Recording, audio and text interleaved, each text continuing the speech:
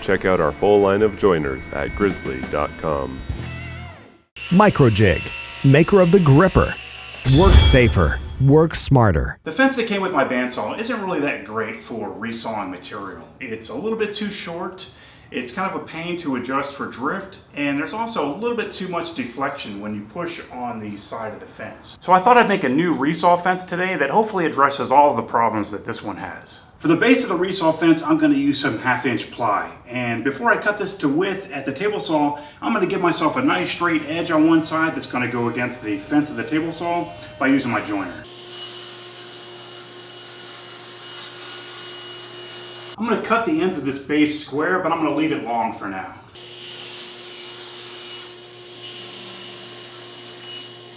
In order to adjust for drift, we need to be able to move the resaw fence off of a central pivot point. So the next thing I'm going to do is take a compass and make an arc, which we'll cut out later.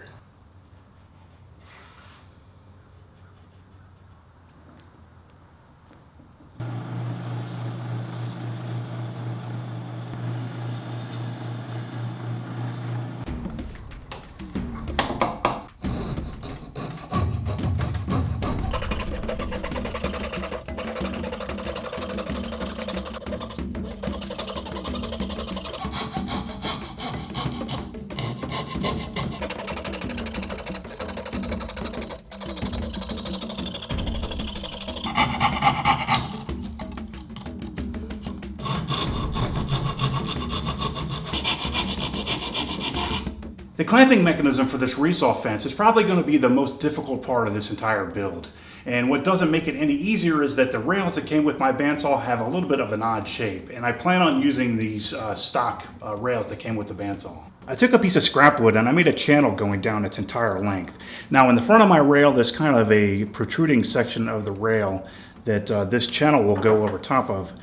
Now on top of the clamping mechanism, I milled up a piece of scrap cherry, and this will go over the top. And in the back, I need to take another piece of scrap wood, slide it into the back section of the rail, and from the front of the rail, I'm going to have a bolt that I'll tighten down, and this will lock down the entire resaw fence to the rail. So the next thing I need to do is kind of duplicate this curved section of the rail onto this piece of scrap wood. In order to try to duplicate that cove, I'm going to use a core box bit at the router table.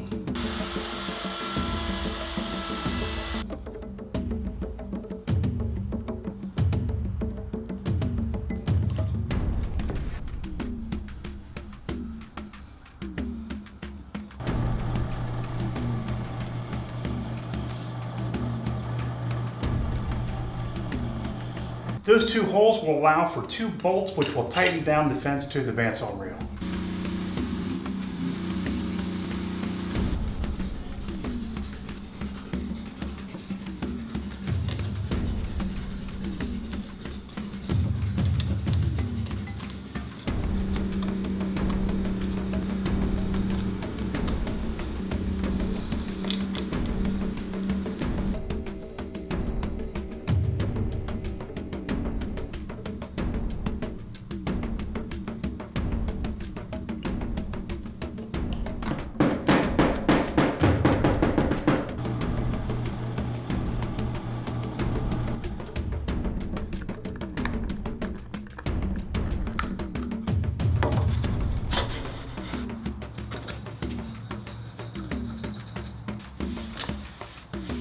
Now that I have the pivot bolt inserted, I can mark where I need to put the second threaded insert.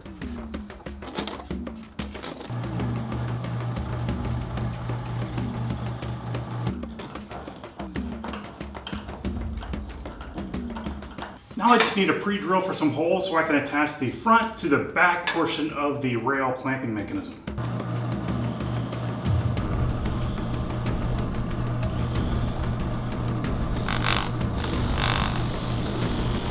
I recessed the head of the bolts into some pieces of scrap wood. Now this will lock down the resaw fence to the rail.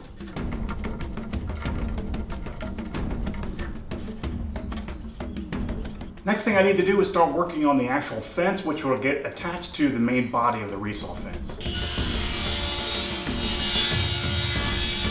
The board that I'm going to use for the actual fence has a pretty decent cup in it, and I'm hoping that I can get all of that cup removed at the joiner Then we'll plane it to its final thickness.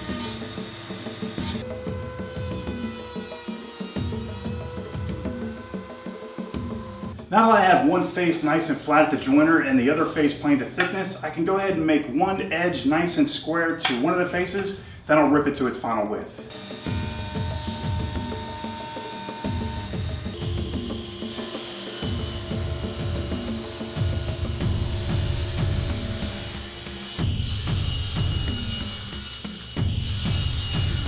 I'm going to pre-drill for some holes in the face of the fence, and this will allow me to attach the face of the fence to the body of the Resaw fence into some 90-degree brackets.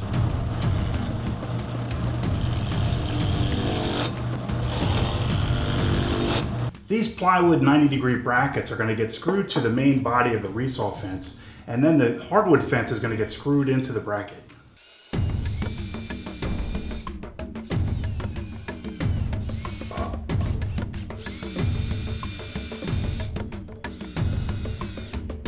I have my Resaw fence completely assembled, and the only thing left to do now is to try it out and see how it works. But before I do that, I want to make sure that this fence is a perfect 90 degrees to the bandsaw table. And in my opinion, the best way to do that is to use a dial indicator jig. Now, this is a commercial version of a jig that I made not too long ago, and I'll have a link in the video description where you can make your own. I've already zeroed the face of this dial indicator on a 90-degree reference on a flat surface. So now all I need to do is push this jig up against my fence, and I'll know the relationship between the fence and the bandsaw table. And it measures 0. So that means that the bandsaw fence is a perfect 90 degrees to my bandsaw table. Now, while I will admit that when I first did this, it was off by about 5/1000ths of an inch. So I had to put shims behind the bracket and the face of the Resaw fence. One of the best ways I've found to adjust your bandsaw fence to blade drift is to cut along a straight line on a piece of scrap wood freehand, and then adjust your fence to whatever angle the wood happens to be at.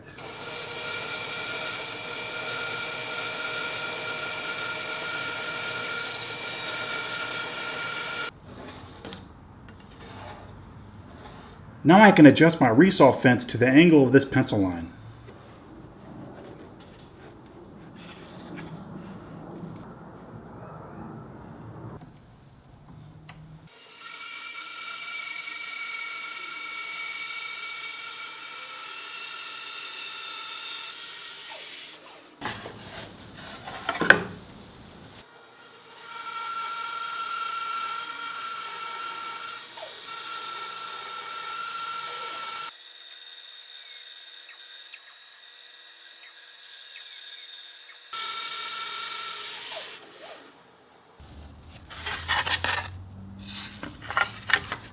So if your bandsaw came with a crummy fence like mine did, and it makes resawing a real pain, go ahead and build your own Resaw fence out of some scrap plywood and a little bit of hardwood. And I think you'll be surprised at how well it performs. And I'm willing to bet this Resaw fence would compare nicely with Resaw fences you could buy commercially. So that's it, guys. I hope you enjoyed this video, and if you're not already subscribed to my channel, I hope you'll consider subscribing. And if you like my Facebook page, you can stay up to date with everything Garage Woodworks.